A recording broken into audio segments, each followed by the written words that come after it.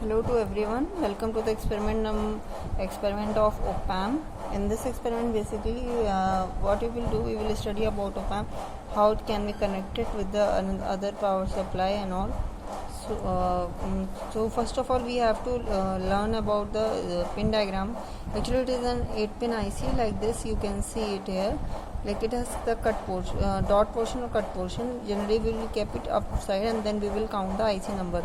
And generally, it can be done for anti-clockwise direction. Okay, it can be done for anti-clockwise direction. Which direction? Anti-clockwise direction. 1 2 3 4 5 6 7 8. Like that, I have drawn the pin diagram here. You can see first of all is null. Second pin is designated inverting input. Third pin is for non-inverting input. Fourth pin is for negative power supply. Fifth pin is for offset. Sixth pin is output. Seventh pin is positive, and eighth pin not connected. Basically, op-amp is used for isolation also. It is an ideal amplifier which can be used in two modes, inverting and non-inverting mode. Whatever I have drawn here, that is inverting mode. What I have drawn here, that is inverting mode. Inverting mode, you can see here, like in inverting mode, the current, if I am giving any signal, then it can passes through this, and after that, actually we have found that internal impedance of this op-amp 741 op-amp is infinite. So I can assume that none of the current will go inside, and generally all of the current will go from here to here only. Okay, and then the voltage gain for that is equal to minus R2 by R1 into Vi. Okay, so here what we have done, like null point is not used here, and it is inverting input. Inverting input means a minus terminal, non-inverting input means plus terminal. These are the power supply on which minus 4 I have given, on 4 I have given minus V, 4 pin number minus VEE, and then 7 pin number, then plus VCC. Okay, 5th is for offset null, and fifth one is generally used for offset purpose, which will be discussed with you in the lecture session. Like what is the basically block diagram of op-amp, and what is offset, all the things. For the simplicity, presently I can say like that in any circuit, if you remember it, for any IC it is required a power supply, DC supply to turn it on. DC power supply required to turn it on. If I want to turn on the power supply, then IC, then what should I do? I have to give a DC supply, and this is 741 op-amp on which I have given the DC power supply. So it can be given on page number 4 and page number 7. Between 4 and 7 I can then give this DC power supply. 4 is for inverting terminal, and 7th is for non-inverting terminal. 6 is for output. Okay, so similar manner I can have the connection, and this is the basically that 8-pin IC is there. Like you can see, this is a 8-pin IC having 8 legs. When we have to connect this IC to the breadboard, as we have said about the horizontal and vertical connection in the breadboard, then I will show you this only. See here, like the place which I have put it in, it actually break between these two connections.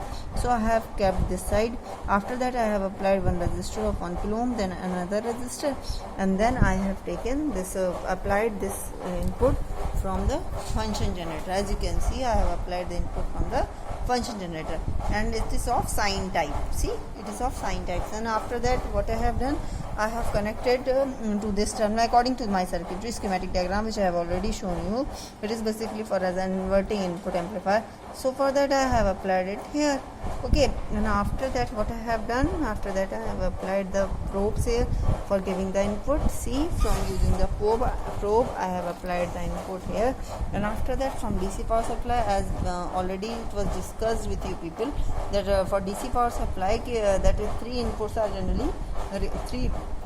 This pin is used, these power supply used, which can give both type of positive and negative DC supply. So common terminal is there, which is used for grounding purpose, which I have used for ground. You can see here, this one I have used for grounding purpose, Okay, and plus VCC and minus VE has been given from here only, and from this knob you can change the value of voltage, and this is for force knob, and this is used for on, just to turn on the power supply. And after turning it on, see, I have applied the sine wave here, and you can see here, and after that I have got the sinusoidal output. I will show you another. If I will increase the amplitude, see, the amplitude is increasing depending on simply it is amplifying, that's it, whatever I have given. If I will change the function, like see here, see, triangular, sawtooth, pulse, this one, see here. So this is about the inverting amplifier, this is about the amplifier of the op-amp as an amplifier in inverting mode. It is in basically inverting mode. So I will show you one thing in this one,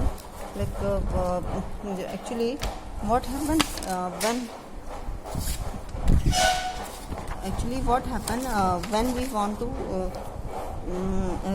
when we are giving the input to the op-amp, then you can see there is plus 2 supply, so two supplies there, so plus VCC and minus VEE can be connected here, and this is a differential input which I have applied. The plus VCC value which has, minus VEE value it has.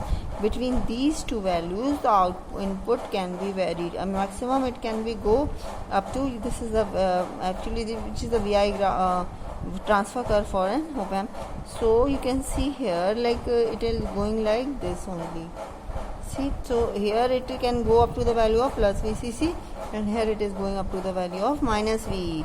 So whatever the value I can apply through DC supply, I have applied in this case, that is plus 5 volt and minus 5 volts. So maximum swing which is available, it is up to plus 5 to minus 5. Okay, plus 5 to minus 5. If I will apply some voltage, some signal input greater than that, suppose 10 volts, then it will not work properly. So for if I have to increase this limit, then I have to increase the supply voltage of plus VCC and minus VE. If I will increase, then it will work immediately. So this is the 741 op-amp, and it is used for generally as an adder, subtractor, integrator, differentiator. These 4 forms are available, and which I will discuss it later. How today I have discussed inverting op-amp as an inverting amplifier. So you can better idea about the op-amp, how to work the op-amp, and what are the connections available for op-amp. You can first of all you have to remember about this one. Okay, remember, or you have to draw the pin diagram of this op-amp, and then you can be able to do this. It is basically it is an 8-pin IC. It is an 8-pin IC, and you know better that for op-amp generally number of legs are even. Okay, number of legs are even, so it will be better for that. See here, some of the pins are not used. Which pins are not used? Pin number 1 is not using. I am not using pin number 1, pin number 5, and pin number 8. These 3 pins are left. So you can put it left, but in the for any ICs, generally it has happened that we will kept in the it in the form of generally I see in the form of even numbers. Okay, thank you.